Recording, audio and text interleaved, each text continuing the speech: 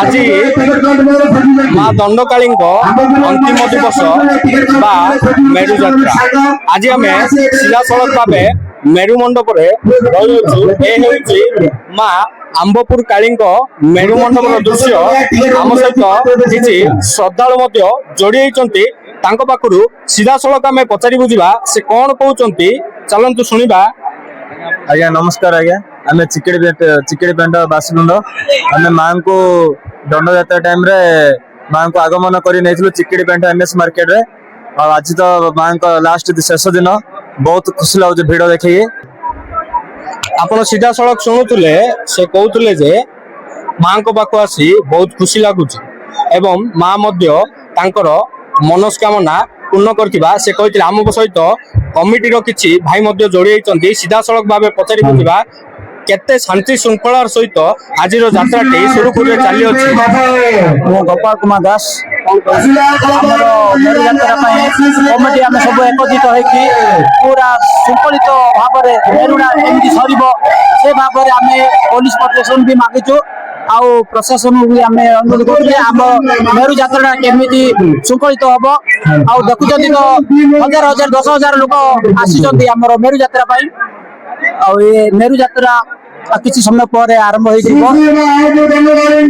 हो सीधा सड़क भाव शुणुले से कहते मेरु यात्रा ग्राम रे सीधा सड़क अनुष्ठित होगा सह प्रशासन पक्षर संपूर्ण सहयोग रही देखा पाइलु आम सीधा सड़क आपण को मेरु मंडप दृश्य देखा चाहूँ सीधा सड़क भाव देखू आपण मेरु मंडप दृश्य ए माँ दंडकाली मेरु मंडप सुसज्जित हो रही माँ दंडकाली अपेक्षा मेरु मंडप आम सहित स्थानीय नेतृवृंद अच्छा सीधा सड़क भाव आम पचारि बुझा कौन कह मो रंगीपुर ग्रामर जड़े माँ माँ आंबपुर दंडकाली सेवक कहले अत्युत्त बने बहुत खुशी माँ यात्रा प्रति वर्ष 13 दिन यात्रा हुए मेरु दिन मिसे 14 दिन यात्रा हुए एवं माँ गोटे करुणा रही आंबपुर ग्रामवासी को धन्यवाद देवी दीर्घ 70 वर्ष ऊर्ध हम माँ यात्रा पालन कर आंबपुर जो एकता बजाय रखी माँ 14 दिन यात्रा को आज सफल करने मेरु हजार हजार भक्त आज ये उपस्थित अच्छा माँ को दर्शन करने तेणु मु बहुत खुशी और आनंदित एभली यात्रा माँ सब आम दीर्घ 25 वर्ष है माँ यात्रा सब मेरु को आसे माँ जो दिन आरंभ करा जाए यात्रा से दिन भी माँ को दर्शन करे आज आज मु बहुत खुशी जो आमपुर कमिटी माँ काली कमिटी अच्छा काली कमिटी को धन्यवाद देवी और समस्त पदपदाधिकारी जो मैंने अच्छा विद्वान मान जो अच्छा गाँव समस्त को धन्यवाद देवी और विशेषकर आजिकार मेरु मंडप पुरोहित बड़ भाई गंगा मिश्र को धन्यवाद देवी से आज माँ पूजा अर्चना को बहुत भल भाव में तुले माँ यात्रा को सफल कर बहुत भूमिका रही गाँव सरपंच धन्यवाद देवी गाँव एकता बजाय रो माँ आशीर्वाद रो यात्रा सब चलता धन्यवाद।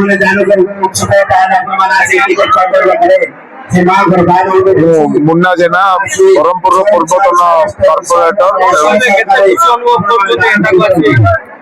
माँ तो खुशी अपार खुशी से खुशी रे केबे तुलना करा जाएनी केते खुशी हमें तो कहवाटा असंभव कारण माँ को जो वर्ष को थरे जो आम जो देखुचु ये जो यात्रा समय जो माँ जो यात्रा बहुत श्रद्धालु जोड़ी होती आ बहुत मानसिकधारी जोड़ी होती विभिन्न प्रकार मानसिकधारी जोड़ी होती जो मानकर पुत्र संतान न थाए एवं से निश्चित भाव मानसिक करी पुत्र संतान से पाई तेणु करी माँ प्रति बहुत अगाध विश्वास रखी सदा सर्वदा लोक समस्ते माँ प्रति विश्वास रखी सब आसती मुझे बुद्धि जाना आसी रंगीपुर गाँव ये कर सब आसी आमपुर गाँव में दंड यात्रा सामिल हुए एवं मेरु यात्रा सामिल हो सब उपभोग करे। ଆପଣ ସିଧାସଳଖ ପ୍ରତିକ୍ରିୟା ଶୁଣୁଥିଲେ ଏ ରହିଥିଲା ମେରୁ ମଣ୍ଡପର ସିଧାସଳଖ ଚିତ୍ର। ଆପଣ ସିଧାସଳଖ ଭାବେ ମୁଁ ପ୍ରତିନିଧିଙ୍କୁ ମଧ୍ୟ ଅନୁରୋଧ କରିବି ସେ ସିଧାସଳଖ ଭାବେ ଦେଖାଇବେ ମାଙ୍କ ପାଖରେ କିଭଳି ଲୋକମାନଙ୍କ ଭିଡ଼ ଜମିଛି ଏବଂ ମାଙ୍କୁ ସମସ୍ତେ ଅପେକ୍ଷା କରି ତ୍ରାହି ତ୍ରାହି ବୋଲି ଡାକୁଛନ୍ତି। ବିଶେଷ କରି ଚୈତ୍ର ମାସ ହେଲେ ଖସି ଉଠିଥାଏ ଗଞ୍ଜାମ ଜିଲ୍ଲା। এই দণ্ড নাচর গঞ্জাম জেলার বিশেষ মহত্ব রয়েছে। দণ্ড নাচরে প্রায়তঃ দণ্ডুয়া মানে বহু প্রকার কষ্ট সই নিজ দেহকু বহু প্রকার কষ্ট দেই সে এই দণ্ডটি সম্পূর্ণ করে থাকি। আজ হচ্ছে এর শেষ দিবস। আপনার সিধাসলখ মেরুকুণ্ডর মধ্যে চিত্র দেখবে সুসজ্জিত হয়ে রয়েছে মেরুকুণ্ডটি এবং মা কালীଙ୍କୁ অপেক্ষা করে রয়েছে। মা কালী কেবে আসবে এবং মেরুকুণ্ডটি তাଙ୍କୁ ସିଧାସଳଖ ଅପେକ୍ଷାରେ ରହିଥିବା ବେଳେ ଆପଣ ସିଧାସଳଖ ମଧ୍ୟ ପ୍ରତିକ୍ରିୟା ଶୁଣୁଥିଲେ ସେ କଣ କହୁଥିଲେ ଏବଂ ଆପଣ ଦେଖିପାରୁଥିବେ ଦଣ୍ଡୁଆ ମାନେ ମଧ୍ୟ ଅପେକ୍ଷା କରି ରହିଛନ୍ତି। ଆମ ସହିତ ସିଧାସଳଖ ସେଠାକାର ମୁଖ୍ୟ ପୁରୋହିତ ମଧ୍ୟ ଯୋଡ଼ି ହେଇଛନ୍ତି। ତାଙ୍କଠାରୁ ସିଧାସଳଖ ଭାବେ ଆମେ ପ୍ରତିକ୍ରିୟା ନେବା ଏବଂ ପଚାରି ବୁଝିବା ସେ କଣ କହୁଛନ୍ତି ଏବଂ ଏଇ ଯାତ୍ରାଟି କେତେ ଦିନ ଧରି ଚାଲିଥାଏ ଏବଂ କଣ କଣ। କମିଶି ସଞ୍ଜୟ ମହାନ୍ତି ଆଜି ମାଙ୍କର ପ୍ରଚେଷ୍ଟା କରି ଦାନ କରୁଛନ୍ତି।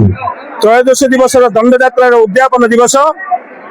ଏଥିପାଇଁ ସମସ୍ତ ଭକ୍ତମାନେ ମାଙ୍କର ସସ୍ମିତା ଜେନା ମେରୁଯାତ୍ରା ଦେଖିବା ପାଇଁ ବହୁତ ଇଚ୍ଛୁକ ସହିତ ଅଛନ୍ତି ତଥା ଆମର ସ୍ଥାନୀୟ ସମିତି ସଭ୍ୟ ଆଉ ଯୁବଗୋଷ୍ଠୀ ଏବଂ ଗ୍ରାମବାସୀ ମାନେ ଉପସ୍ଥିତ ହୋଇ ଅତି ଆନନ୍ଦ ଉଲ୍ଲାସ ସହିତ ଏଠାରେ ମେରୁଯାତ୍ରା ଉଦ୍ଯାପନ କରୁଛନ୍ତି।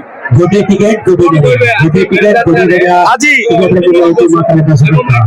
ପରମ୍ପରା ରହିଛି ମାଙ୍କର ମୁହଁଟିକୁ ହୋମକୁଣ୍ଡରେ ଲଗାଯିବ। କଣ ଏହାର ପରମ୍ପରା?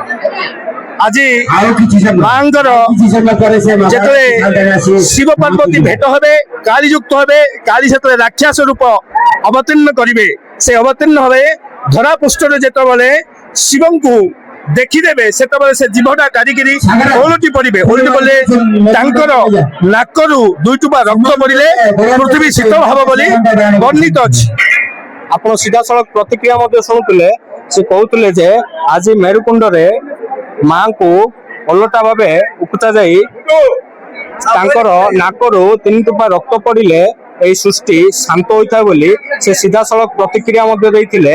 ଆପଣ ଦେଖିପାରୁଥିବେ ମା କାଳୀଙ୍କ ଅପେକ୍ଷାରେ ବହୁ ମାତ୍ରାରେ ଭକ୍ତମାନଙ୍କ ଭିଡ଼ ଲାଗିଛି। ମୁଁ ମୋ ପ୍ରତିନିଧିଙ୍କୁ ମଧ୍ୟ ଅନୁରୋଧ କରିବି ସେ ଦେଖାଇବେ ଆପଣଙ୍କୁ ସିଧାସଳଖ ଦୃଶ୍ୟ ମନ୍ଦିରର ଦୃଶ୍ୟ ମଧ୍ୟ ଆପଣଙ୍କୁ ଦେଖାଇବେ। ମନ୍ଦିର ପ୍ରାଙ୍ଗଣରେ ମଧ୍ୟ କେତେ ମାତ୍ରାରେ ଭକ୍ତମାନଙ୍କ ଭିଡ଼ ଜମିଛି। ଏଠାରେ କମିଟି ବୃନ୍ଦ ଏବଂ ଯୁବଗୋଷ୍ଠୀ ଗ୍ରାମବାସୀ ସମସ୍ତଙ୍କ ସହଯୋଗରେ ଏହି ଯାତ୍ରାଟି ସୁରୁଖୁରୁରେ ଅନୁଷ୍ଠିତ ହୋଇଥାଏ ବୋଲି ଆମକୁ ଗ୍ରାମବାସୀ ଏବଂ କିଛି କମିଟି ବୃନ୍ଦ ମଧ୍ୟ ସିଧାସଳଖ ପ୍ରତିକ୍ରିୟା ଦେଇଥିଲେ। ଆପଣ ସିଧାସଳଖ ଭାବେ ଦେଖିପାରୁଥିବେ ଏ ରହିଛି ମେରୁକୁଣ୍ଡର ଦୃଶ୍ୟ।